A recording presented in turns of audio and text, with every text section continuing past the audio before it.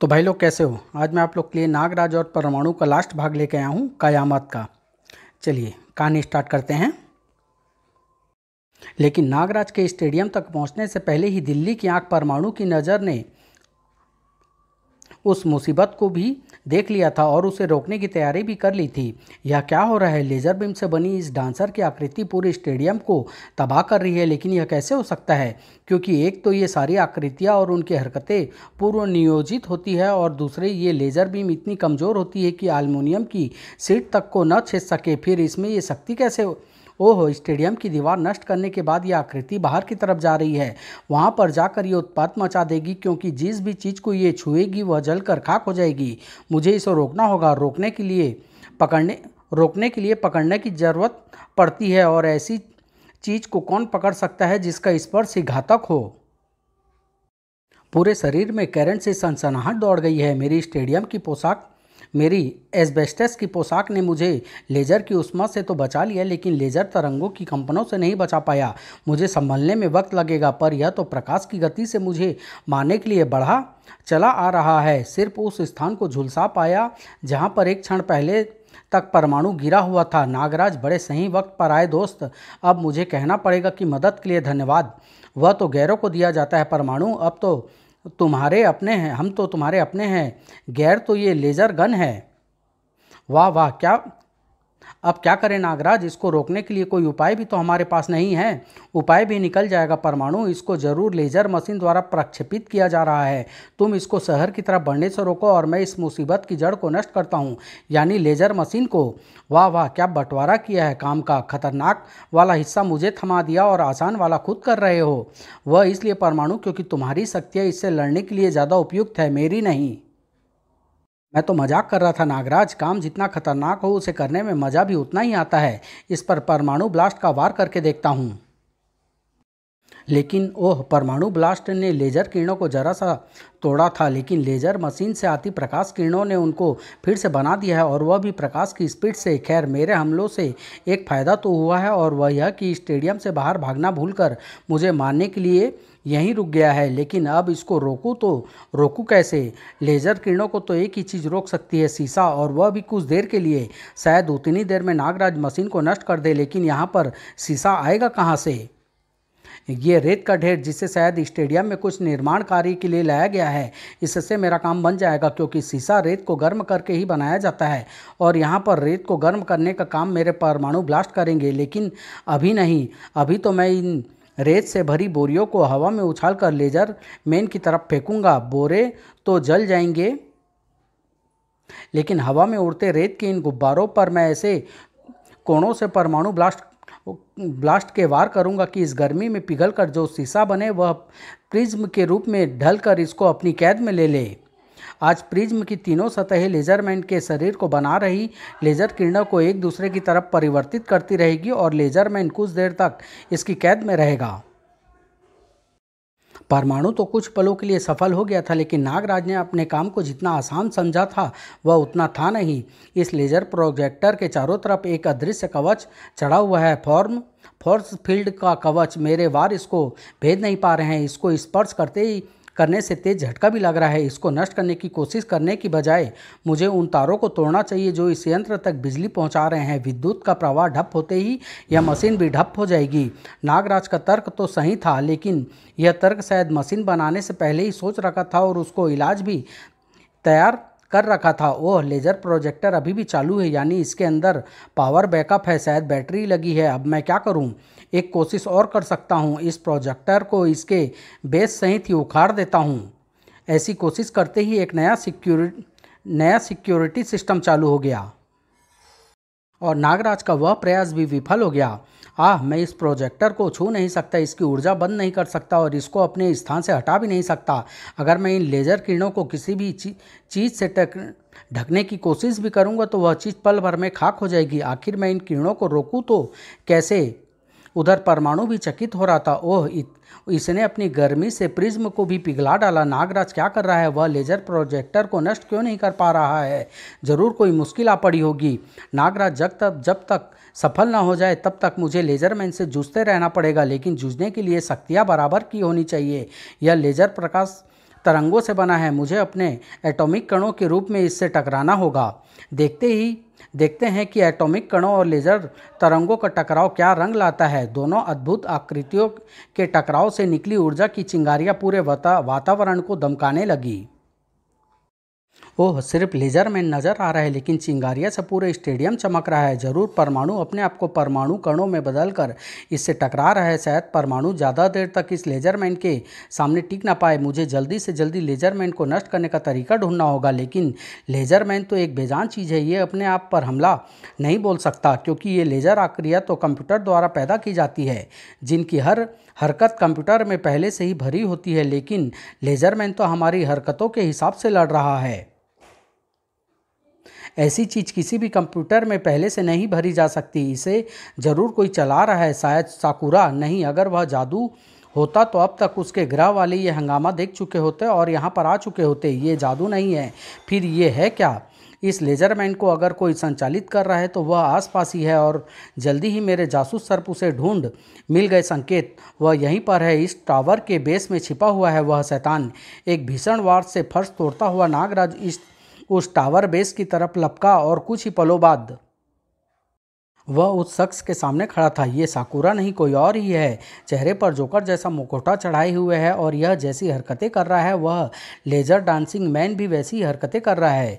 यही चला रहा है उस आकृति को। इस मुखौटा को तुरंत रोकना होगा। नागराज के वार ने मुखौटा को जमीन पर ला पटका और उसी पल परमाणु से लड़ रही वह लेजर आकृति भी दूर जा गिरी। ये क्या हुआ? ये तो मुझ पर हावी हो रहा था, फिर एकाएक दूर कैसे जा गिरा? कारण यहाँ पर मौजूद था। आ गया मरने के लिए। नागराज आजा, तेरे लिए मैंने पहले से ही तैयारी करके रखी हुई है। खून चूसने वाले यांत्रिक मच्छर सैकड़ों की तादाद में, और ये मेरा खून चूस रहे हैं। खून के साथ साथ ये मेरा जहर भी चूसते जा रहे हैं, लेकिन यांत्रिक होने के कारण इनके शरीर गल नहीं रहे हैं। पर मुझे कमजोरी आती जा रही है। आखिर ये मुखौटा है कौन और मुझे मारना क्यों चाहता है? खैर, जिंदगी रही तो ये भी सोच लूँगा। फिलहाल तो मच्छरों से पीछा छुड़ाना है और यह काम मैं इच्छाधारी कणों में बदल कर आराम से कर सकता हूँ। मैं जानता था कि तू यही करेगा। अब मेरी स्पेशल सक्शन मशीन तेरे कणों को अंदर घसीट लेगी और जैसे ही तू सामान्य रूप में आएगा, सक्शन मशीन के ब्लेड तेरे शरीर का कीमा बना देंगे और तब तक मैं अपने मच्छरों को सक्शन मशीन की सीमा से दूर रखूँगा।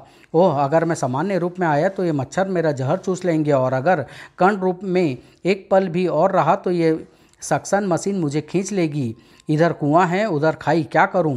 3 पलों बाद मुझे सामान्य रूप में तो आना ही है, और मेरे सामान्य रूप में आते ही ये मच्छर मुझसे चिपकेंगे ज़रूर। अब मुझे इनसे पीछा छुड़ाने के लिए सिर्फ इस सक्शन मशीन के पास तक जाना है। मेरे ज़मीन में चिपके हाथों को तो इसकी सक्शन पावर छुड़ा नहीं पाएगी, लेकिन देखते हैं कि मच्छरों में मुझसे चिपकने की कितनी शक्ति है नहीं है।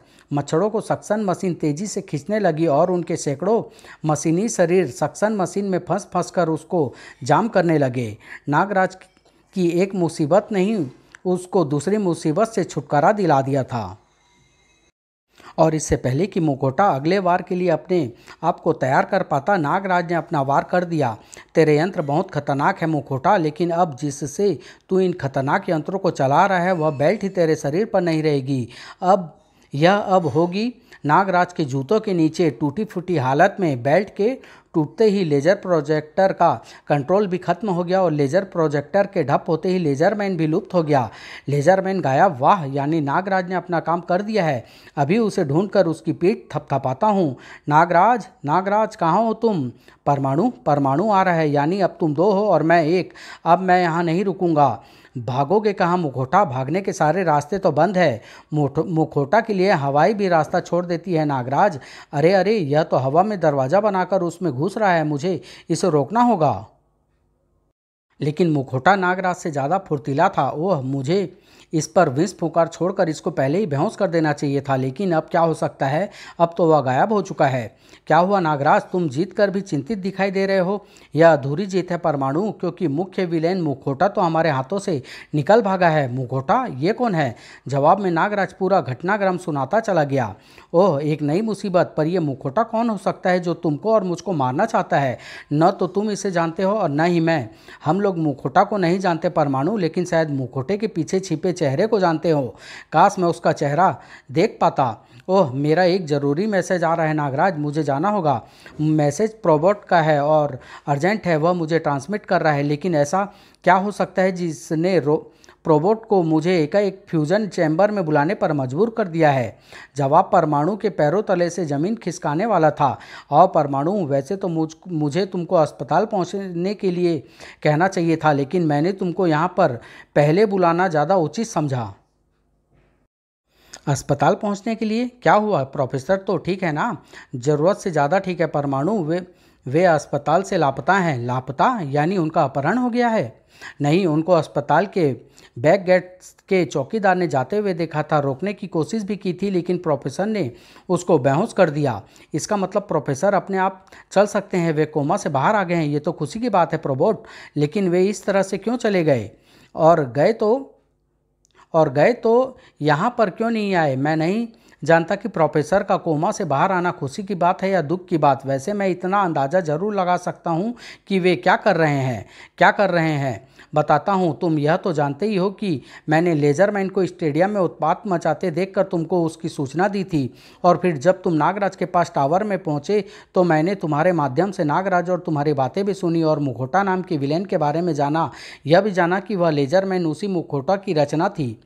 अब इधर ध्यान दो। अब मैं तुमको कुछ ऐसी फाइलें दिखाने जा रहा हूँ जो उन आविष्कारों से संबंधित है जिनको प्रोफेसर ने बनाना शुरू किया था, लेकिन या तो वे उनको पूरा नहीं कर पाए और या ज़्यादा खतरनाक होने के कारण वे उनको दुनिया के सामने नहीं लाए। इन आविष्कारों के विषय में या तो प्रोफेसर जानते हैं या उनका प्रतिरूप रोबोट होने के कारण मैं। और इन आविष्कारों में पहली फाइल है लेजरमैन की। यानी अगर इन आविष्कारों के बारे में सिर्फ तुम और प्रोफेसर जानते हो तो इसके अनुसार तो प्रोफेसर वर्मा ही मुखोटा है। लेकिन अगर इस बात को सच मान भी लिया जाए तो उनके आविष्कार ने मुझ पर हमला क्यों किया? और नागराज के अनुसार वे नागराज को मारने की बात कह रहे थे। भला नागराज को प्रोफेसर क्यों मारना चाहेंगे? जैसे तुमको पहले यह गलतफहमी हो गई थी कि नागराज ने ही प्रोफेसर पर हमला करके उनको कोमा में पहुंचाया है, शायद वैसे ही प्रोफेसर भी नागराज को ही अपनी हालत का जिम्मेदार मानते हो।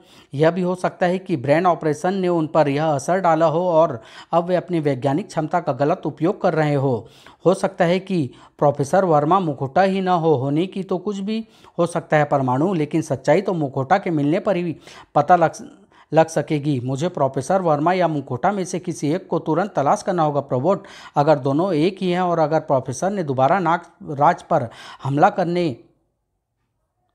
हमला करने की कोशिश की तो नागराज जैसा शक्तिशाली इंसान उनको नुकसान पहुंचा सकता है और मैं प्रोफेसर को नुकसान नहीं पहुंचने दूंगा, क्योंकि वे जो कुछ भी कर रहे हैं वह उनके असंतुलित मस्तिष्क के कारण हो रहा है। वे जानबूझकर कोई बुरा काम नहीं कर रहे हैं। परमाणु को तो सिर्फ आशंका ही हो रही थी, लेकिन नागराज तो अभी अपने होटल तक भी पहुंच नहीं पाया था। बस नागराज, अब तू यहाँ से आगे नहीं जाएगा। यहाँ से आगे जाएगी तो सिर्फ तेरी लाश। मुखोटा, आखिर तुम हो कौन और तुम चाहते क्या हो? तुम्हारी जान। वैसे तो मुझे तुम्हारी जान अपने हाथों से लेने में बड़ा आनंद आता, लेकिन मैं तुम जैसे कीड़े मकोड़ों के खून से अपने हाथ रंगना नहीं चाहता। देख, 4 दिशाओं से 4 मौत तेरी तरफ चली आ रही है और इन चारों मौतों में यह होड़ लगी है कि तुझे कौन मौत देगा। घबराना मत नागराज, इस लड़ाई में तुम अकेले नहीं हो, परमाणु भी तुम्हारे साथ है। ऐसे लड़ने से कोई फायदा नहीं होगा परमाणु। इन चारों के अंदर कुछ अजीबोगरीब वैज्ञानिक शक्तियां हैं और इनके पैरों में चिपकी फ्लाइंग डिस्क इनको बहुत तेज गति और फुर्ती दे रही है। जब तक हम इनकी शक्तियों को समझ पाएंगे तब तक तो हम अपनी जान से हाथ धो चुके होंगे। इनको रोकने का एक ही तरीका है, मुखोटा को पकड़ना, क्योंकि वही इनको हमले का निर्देश दे रहा है। उसके बेबस होते ही ये सभी बेबस हो जाएंगे। तुम्हारा कहना ठीक है नागराज, लेकिन बगैर इन चारों को नष्ट किए मुखोटा पर हमला करना खतरनाक भी हो सकता है। वैसे भी जितनी देर में हम मुखोटा को पकड़ेंगे उतनी देर में तो ये चारों दिल्ली को तबाह कर देंगे। ये बातें तो सिर्फ बहाना है। दरअसल मैं ये नहीं चाहता कि मेरे मुखोटा का चेहरा देखने से पहले मुखोटा पर कोई भी हमला करे। ठीक है परमाणु, अगर तुम ऐसा चाहते हो तो ऐसा ही सही। तुम उन दोनों से निपटो और मैं इन दोनों को संभालता हूँ। मैं परमाणु की बात मान तो गया हूँ, लेकिन एक बहुत बड़ी समस्या है। ये लड़ाई हवा में ही लड़ी जा सकती है, क्योंकि इन चारों के पैरों में फ्लाइंग डिस्कें बंधी हुई है और हवा में लड़ाई में सिर्फ एक ही हाथ से लड़ सकता हूँ, क्योंकि मेरा दूसरा हाथ तो नाग रस्सी को पकड़ने में ही उलझा रहेगा। वह विष फुंकार असरदार साबित नहीं हो रही है, यानी मेरी अधिकतर नाग शक्तियाँ मेरी मदद नहीं कर सकती, सिवाय शायद इच्छाधारी शक्ति के, और इससे भी मैं सिर्फ अपना बचाव ही कर सकता हूँ। ओह नहीं, ऐसे में इनके वार मुझ मुझे पार करके इमारतों को नुकसान पहुंचा रहे हैं, यानी मैं खुद बचने के चक्कर में दूसरों को नुकसान पहुंचा रहा हूं। मैं ऐसा नहीं कर सकता, मुझे इनसे निपटने का कोई रास्ता सोचना होगा। ये दहकता हाथ, इसने तो मेरे पूरे शरीर में असहनीय जलन मचा दी है। मेरे नाग या घाव भर तो देंगे, पर इनको इसमें समय लगेगा, और उतनी देर तक मेरे शरीर में इनको वारों से बच पाने लायक फुर्ती नहीं रहेगी। नागराज अगर दुश्मनों के मुकाबले में थोड़ा कमज़ोर पड़ रहा था, तो परमाणु की हालत भी कुछ खास बेहतर नहीं थी। प्रोबोट, ये क्या मुसीबतें हैं, इनका विश्लेषण करके इनके बारे में मुझे बताओ। विश्लेषण करने की ज़रूरत नहीं है परमाणु, मेरे सामने प्रोफेसर के अधूरे और प्रतिबंधित आविष्कारों की फाइल कंप्यूटर पर खुली हुई है, और ये चारों भी उन्हीं प्रतिबंधित आविष्कारों का हिस्सा है। तुम जिनसे लड़ रहे हो वे सारे मैन और सॉलिड बीम मैन है। एक आरीदार किरणें छोड़ता है जो सर्किट पूरा होते ही किसी भी चीज़ को प्याज के लच्छों की तरह काट डालती है, और दूसरी एनर्जी की ठोस किरणें छोड़ता है जो किसी भी चीज़ को वैसे ही तोड़ सकती है जैसे पुरानी इमारतों को हैमर बॉल। और नागराज के प्रतिद्वंदी ब्लास्टर मैन तथा बर्निंग हैंड मैन है। इनकी शक्तियाँ तो तुम देख कर ही समझ सकते हो। वैसे तो प्रोफेसर ने तुम्हारी परमाणु पोशाक की तरह ही इनकी सिर्फ पोशाकें डिजाइन की थी जिनको कोई भी इंसान पहनकर शक्तियों के साथ लड़ सके, लेकिन अभी मेरे यंत्रों पर कोई भी बायोलॉजिकल सिग्नल नहीं आ रहे हैं, यानी फिलहाल इन पोशाकों के अंदर कोई इंसान नहीं है। ये सिर्फ पोशाकें हैं जिनको मुखौटा शायद अपने किसी शक्ति के मदद से कंट्रोल कर रहा है। नागराज, ये सिर्फ पोशाकें हैं, इनके अंदर ना तो कोई जीवित इंसान है और न ही कोई रोबोट। ओह, तभी मैं कहूँ कि मेरी नाग शक्तियाँ काम क्यों नहीं कर रही है। खैर, एक तरीके से सोचो तो ये अच्छी खबर है, क्योंकि अब मैं इनको नष्ट कर सकता हूँ। पहले मैं ये सोचकर इन पर घातक वार नहीं कर पा रहा था कि शायद इन पोशाकों के अंदर जीवित इंसान हो। अब मुझे नाग शक्तियों का सहारा छोड़कर नाग बुद्धि की मदद लेनी होगी। अगर मैं नाग रस्सी को छोड़कर इसकी पीठ से चिपक जाऊँ तो शायद इनका साथी मुझ पर हमला ना करे। ओह, ये मुझे नष्ट करना चाहते हैं। इनको इस बात की कतई परवाह नहीं है कि मेरे साथ साथ इनका साथी भी नष्ट होता है या नहीं। वैसे भी मुखौटा अगर ऐसी एक पोशाक बना सकता है तो 10 और भी बना सकता है। अगर मैं एन समय पर इनकी फ्लाइंग डिस्क की दिशा मोड़कर बच ना गया होता तो इस ब्लास्ट ने मेरी धज्जियाँ उड़ा दी होती। समझा? अगर मैं अपनी नाग शक्ति से इसकी फ्लाइंग डिस्क को तोड़ सकता हूँ तो मैं इसको किसी भी दिशा में ले जा भी सकता हूँ। अब शिकारी बनूंगा मैं और शिकार बनेंगे मेरे शिकारी। मुखौटा के कुछ समझ पाने से पहले ही एक खिलाड़ी आउट हो चुका था। नागराज ने अपना पहला शिकार कर लिया था। ये तो परमाणु को भी बराबरी तो करनी ही थी। सारे मुझे अपनी किरणों के शिकंजे में जकड़ रहा है और ये किरणें मेरा पीछा नहीं छोड़ रही है। मैं तो ट्रांसमिट भी नहीं हो पा रहा हूँ क्योंकि मेरे परमाणु कण भी इस शिकंजे से बाहर नहीं जा पा रहे हैं। अब सर्किट पूरा होने ही वाला है और सर्किट पूरा होते ही मैं जैसे ही सामान्य रूप में आऊँगा वैसे ही प्याज के लच्छों की तरह कट जाऊँगा। एक कोशिश की जा सकती है, अगर मैं सारे मैन को सर्किट पूरा होने से पहले ही उसके ही शिकंजे में लपेट सकूं तो सर्किट पूरा होते ही इसका शरीर तो कट जाएगा, लेकिन मैं परमाणु कणों में बदल कर बच जाऊंगा क्योंकि कोई भी किरण अणुओं को नहीं काट सकती। वाह परमाणु, दिमाग का बहुत अच्छा इस्तेमाल किया तुमने, वरना तुम न जाने कब तक इस किरण शिकंजे में फंसे रहते। अब जब तक तुम सॉलिड बीम से निपटोगे तब तक मैं मुखौटा का बायो स्कैन करके यह पता लगाने की कोशिश करता हूँ कि ये प्रोफेसर ही है या कोई और। बायो स्कैन में उभरी आकृति तो प्रोफेसर की ही लग रही है, लेकिन यह क्या? प्रोबोट ने कुछ आश्चर्यजनक चीज़ देख लिया था, लेकिन परमाणु के पास वह आश्चर्यजनक बात सुनने का समय नहीं था। ये सॉलिड बीम तो तेज़ी से इधर उधर उड़कर मेरे ब्लास्ट से बचे जा रहा है, लेकिन मैं इसकी सॉलिड बीम के वारों से नहीं बच पा रहा हूँ। अगर मैं एक बार इसको पकड़ सकूं तो इसको पकड़ने का सबसे सीधा तरीका तो यही है कि मैं अपने आप को इसके शिकंजे में फंस जाने दूं। इसने फिर से मुझे इमारत के साथ दबा दिया है उधर नागराज ने अपने पहले दुश्मन पर तो विजय प्राप्त कर ली थी, लेकिन बर्निंग हेड को नष्ट करने में उसकी मदद करने वाला कोई नहीं था। वह अब ये मुझ पर नहीं बल्कि सरपरस्ती पर हमला कर रहा है। इसकी कोशिश मुझे ज़मीन पर पहुंचाने की है, जहां पर मेरी गति बहुत कम हो जाएगी, लेकिन जब तक आसपास हाथ चिपकाने की जगह मौजूद है तब तक मुझे ज़मीन पर जाने की ज़रूरत नहीं पड़ेगी, और शायद इसी निर्माणाधीन इमारत में मुझे इनसे निपटने का सामान भी मिल जाएगा। इस बार बर्निंग हेड जैसे ही नागराज की तरफ लपका, नागराज का शरीर तेज गति से एक तरफ हट गया और बर्निंग हैंड के हाथ उसको पार करते हुए पीछे दीवार में लगे लोहे की गर्डरों में जा धंसे। मैं जानता हूं कि तू लोहे तक को पिघलाकर अपने हाथों को जल्दी ही बाहर निकाल लेगा, लेकिन मैं अभी ऐसा इंतजाम कर देता हूं कि तू इस बीम को जल्दी न पिघला पाए। जब तक पानी की धार तेरे हाथ और इन बीमों पर गिरती रहेगी तब तक लोहा ठंडा रहकर ठोस को ठोस बना रहेगा और तेरे हाथ इसी में फंसे रहेंगे। अब तू मेरे लिए एक ठहरा हुआ निशाना बन गया है। और नागराज ऐसे मौके चूकता नहीं है। नाग शक्ति से भरे एक ही प्रचंड वार ने बर्निंग हैंड की पोशाक को टुकड़ों में बिखेर दिया। अब तुम्हारी बारी है मुखौटा। मैं देखना चाहता हूँ कि इस मास्क के नीचे कौन सा चेहरा छिपा हुआ है। ओह, नागराज मुखौटा की तरफ बढ़ रहा है। प्रोबोट के बायो स्कैन के अनुसार मुखौटा के प्रोफेसर होने की संभावना बहुत ज़्यादा है। मुझे नागराज को मुखौटा पर वार करने से रोकना होगा और उसके लिए मुझे सॉलिड बीम की कैद से आज़ाद होना पड़ेगा। इसकी सॉलिड बीम ने मेरी बेल्ट तक को ढक लिया है। अब न तो बेल्ट तक मेरे हाथ पहुंच सकते हैं और न ही मेरी आवाज़, लेकिन मुझे बेल्ट की ज़रूरत फिलहाल नहीं है, क्योंकि मुझे पकड़ने के चक्कर में यह सॉलिड बीम मुझसे इस ठोस किरण द्वारा जुड़ गया है और परमाणु ब्लास्ट छोड़ सकने वाले मेरे ब्रेसलेट अभी भी आज़ाद है। इसकी मदद से मैं इस दीवार को गलाकर इस कैद से छुटकारा पा सकता हूँ और फिर इसी की बीम पकड़कर इसको इतनी ज़ोर से पटक सकता हूँ कि इसके चिथड़े उड़ जाएं। नागराज का कहर मुखौटा पर टूट रहा था। देख देख इधर, तेरे कारण दिल्ली पर आज कयामत टूट पड़ी है। धू धू करके जल रही है दिल्ली की इमारतें। क्यों किया तूने ये सब? बोल, क्यों किया? मुखौटा को हाथ मत लगाओ नागराज। तुम ये क्या कर रहे हो परमाणु? जिस मुखौटा के कारण तुम्हारे शहर पर कयामत बरस रही है, तुम उसी की जान बचा रहे हो। वह इसलिए नागराज क्योंकि इस शख्स की जान में परमाणु की जान बसती है, और वैसे भी ये कोई अपराधी नहीं, एक दिमागी मरीज है जिसको मार की नहीं इलाज की ज़रूरत है। किसी खतरनाक पागल को खुला नहीं छोड़ा जाता परमाणु।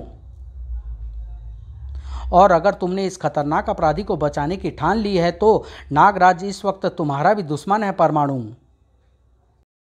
तुम मेरी पूरी बात सुने बगैर ही मुझ पर हमला कर रहे हो नागराज। मुखौटा को पकड़ने की धुन में तुम अपनी सोचने समझने की क्षमता खो चुके हो, इसलिए मुझे जो कुछ भी तुमको बताना है वह तुमको शांत करके ही बताना होगा। बताने को बचा क्या है परमाणु?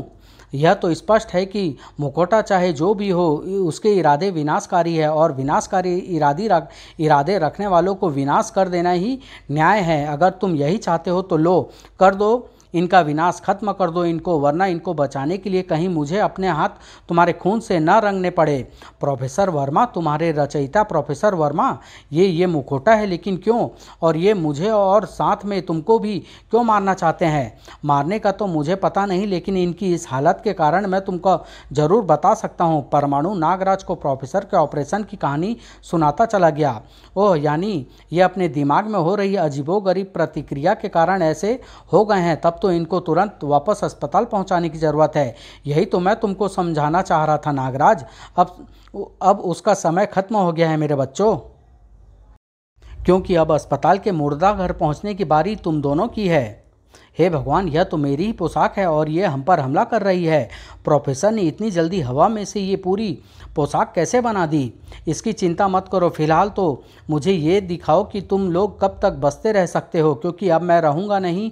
एक के बाद एक हथियार लगातार पैदा करते जाऊँगा। देखते हैं कि तुम लोग कितने से बचोगे और कब तक बचोगे।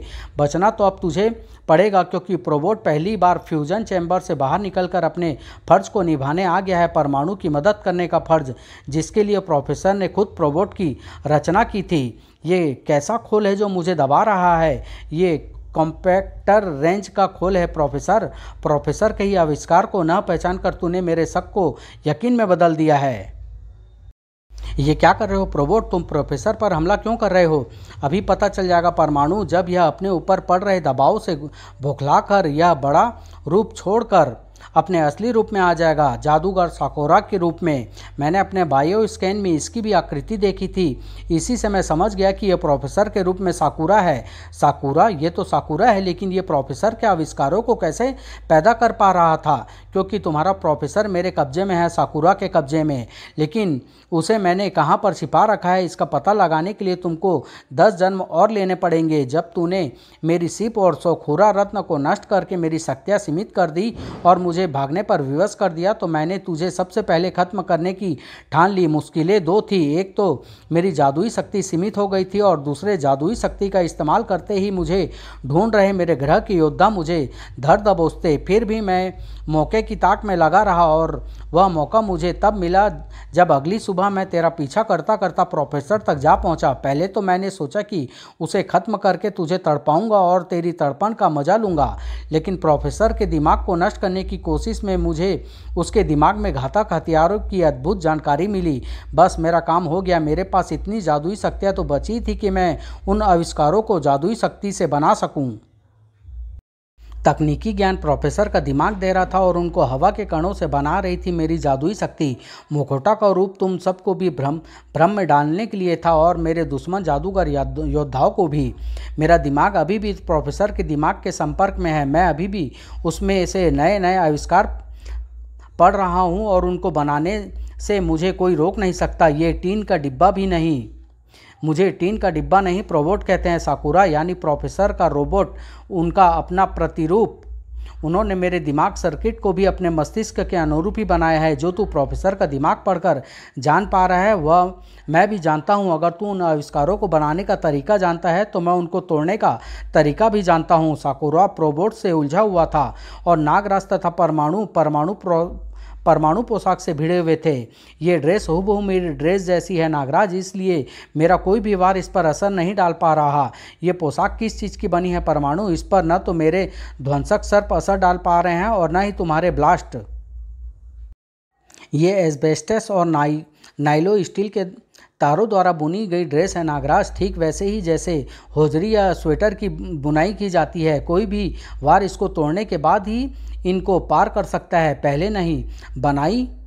बुनाई तब तो मुझे इस पोशाक को नष्ट करने का तरीका सूझ गया है। तुम इस पर लगातार वार करते रहो परमाणु, इसका ध्यान बटाए रहो। इस दौरान मैं अपना काम कर लूँगा। नागराज के सर परमाणु पोशाक पर जाकर लिपट गए और नागराज लड़ाई से अलग हट गया। मेरा काम तो हो गया है। अब परमाणु का काम सिर्फ इतना सा है कि इसको दौड़ाता रहे, जितना दौड़ा सके उतना। परमाणु पोशाक को इधर उधर उड़ाता चला गया और अरे परमाणु पोशाक कहाँ गई, कहाँ गायब हो गई परमाणु पोशाक? उसको तो कोई ऐसे नष्ट नहीं कर सकता। ये रही परमाणु पोशाक साकुरा, एक धागा खींच लिया तो तुम्हारी पूरी पोशाक उधरती चली गई। बड़ी बेकार सिलाई है तुम्हारी। ये रहे परमाणु पोशाक की बेल्ट और ब्रेसलेट का चूरा। हवा से बनी चीज़ हवा में ही मिल गई, लेकिन तुम लोग मिलकर भी नष्ट होने से बच नहीं पाओगे। मुझे प्रोफेसर का दिमाग पढ़ने से कोई नहीं रोक सकता। हम ये चाहते भी नहीं कि तुम प्रोफेसर के दिमाग से अपना संपर्क तोड़ो, क्योंकि अगर तुम संपर्क तोड़ लोगे तो फिर मैं ये कैसे कर पाऊँगा? न जाने कैसे एक घुटी चीख के साथ साकुरा का शरीर जड़ होता चला गया। तुमने ये कैसे किया प्रोबोट? साकुरा तो पेड़ जैसा स्थिर हो गया है। मैंने बताया था ना कि मेरा दिमाग प्रोफेसर के दिमाग का ही प्रतिरूप है, इसलिए हम दोनों की मानसिक तरंगों की फ्रीक्वेंसी भी एक ही है। बस उसी फ्रीक्वेंसी की मदद से मैंने प्रोफेसर के दिमाग से संपर्क साधा और प्रोफेसर के दिमाग के जरिए उससे जुड़े साकुरा के दिमाग के सेलों पर मानसिक तरंगों को प्रहार कर दिया। यह भी प्रोफेसर का एक आविष्कार है, जिसमें अगर दिमाग एक दूसरे से जुड़े हो तो एक दिमाग दूसरे दिमाग पर प्रहार कर सकता है। अब इसी फ्रीक्वेंसी की मदद से हम प्रोफेसर को भी ढूंढ निकालेंगे। लो, साकुरा को उसके ग्रह ले जाने भी आ गए और फिर अस्पताल में। प्रोफेसर फिलहाल तो ठीक है परमाणु, लेकिन हमारे ऑपरेशन और साकुरा के जादू ने इनके दिमाग पर क्या असर डाला है यह तो आने वाला वक्त ही बता पाएगा। मेडिकल साइंस नहीं। समाप्त।